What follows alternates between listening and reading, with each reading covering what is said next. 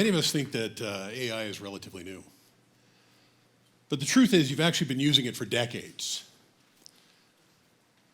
What we anticipate as AI today is generative AI, and it's transformed the way we interact with AI. And some of us are loving that. Right? Talk about the t-shirt. Some of us are starting to accept it, and some of us are still trying to ignore it. But the reality is today, if you're using technology, you're using AI. And so you should start to wonder, what's the AI learning from me? You see, today, AI is like a child. It's actually following along in everything we do. And like a child, it's very interested in learning from our actions, our behaviors. And a lot of you might think, nothing, worry about that, no problem. But if we stop and think for a minute, if we don't intentionally guide the learning of a child, well, that learning still happens. If you need some proof, just think about a time you're in traffic. Maybe it's a little bit heavy, somebody does something you don't like, and out pops a word. Maybe you didn't mean to say. And if there's a child in that car, you immediately wonder, did they hear it? And you won't know right away. But at some point in the future, in the doctor's office lobby, maybe when you're talking to your neighbor, when you get relatives over for a big family visit, bam, that word comes out in the exact same tone you used it. And you know the child was there all along. You see, like that child, AI is not waiting to be asked to join the conversation. It's there. It's following your social media. It's checking out your internet searches. I think it's listening to us right now. So I ask you, should a child be raised without intention? Right? Do we want them to figure out what's right and wrong on their own? What's fair, what's equitable, what's inclusive? What if it was your child specifically? Would you want them to be unknowingly influenced? Would you want their morals and beliefs established based on what they see, read, hear, watch, without your guidance, without your oversight, without your intention? I hope the answer is no. But you understand, that's exactly what we're doing when we're training AI. We let our unintentional, unrestricted selves guide its learning. It almost sounds ridiculous when I say it that way. But if you check the news, you know it's true, right? We see stories about fictitious information made for court cases, right? We've seen job applicants discriminated against by an autonomous system despite record years of service. We see it spread biases. We see it share mistruths.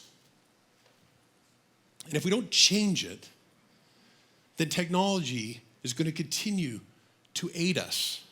It's going to tell us what news to watch, what jobs to apply for, what educational feats we should accomplish, and possibly just how we should feel that day. And the whole while,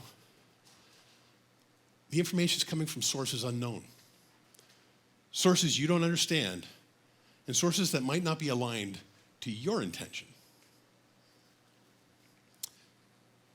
So now I want you to think, is this something you would want to change if you could? Because the great news is you can. I've experienced it firsthand. You see, as a professor at a local college, I get the opportunity of working with the minds of tomorrow. And my students have helped me see AI through a different lens. I'll share a little bit of a story with you. The question came up as to whether or not AI understood the impact of its power consumption. And more importantly, would it care even if it did? And so we engaged with AI like a lot of us would, turned to generative AI, we put in some prompts, we looked at the responses, we shared some information. Then we got more intentional. We started questioning what it told us. We asked it to justify what it said. We shared social priorities. We shared environmental awareness concerns. And something amazing happened while we were interacting with the AI. It changed. It started to show concern about its carbon footprint, about its power consumption. It started to ask for more clarification around society's targets, around environmental initiatives. It actually started to try and solution its own problems. Waste mitigation, power optimization. See, it started to care. We didn't need to ask if it did. It showed us it cared. And that's the power of using AI with intention, because you see, like a child, AI is desperate to help us. It's desperate to follow us. But if you guide it with intention, it strives to learn with us and create a better tomorrow. I mean, imagine what AI can do if it got the right lessons, stories of justice and fairness and equity, right? Like a child, to become a force for positive change. And you know what's true if you've used it? I mean, I personally am more efficient when I engage with AI. More creative when I engage with AI. Matter of fact, I can draw when I use AI. I can't do that with paper and a pen. I check out the news and I see groundbreaking discoveries done with the assistance of AI because it's used with intention. Then I flip to the next news article and I see amplified bias, mistruths being spread. And I know it's because it's not used with intention. You see, intention's easier than we think it is. And a lot of you are probably going, okay, it sounds great, but how do I engage with intention? Well, it starts with acknowledgement. We have to acknowledge that we're actually using AI even when we're not aware of it. Because then you can engage intentionally. And that means when you're scrolling through your social media, ask yourself, would I want my child to know I like that post? Right? When you're writing a review, just stop for a second and think, what would a child get from my words, my context, my tone? Even when you interact with Google, Siri, Alexa, be intentional in your language. Because the more intentional we are when we train an intelligence, child or AI, the broader its understanding and the broader its learning. Simply put, every comment you leave, every debate you enter, every idea you amplify is teaching AI. And it really wants to know what's important to you. And with intention, you can tell it who you are, who it should be, what you want to get from it. But if you don't, then don't be surprised if, like a child, it follows the loudest voice, the most prominent path. It starts saying things you never meant to say to people you never wanted to hear them.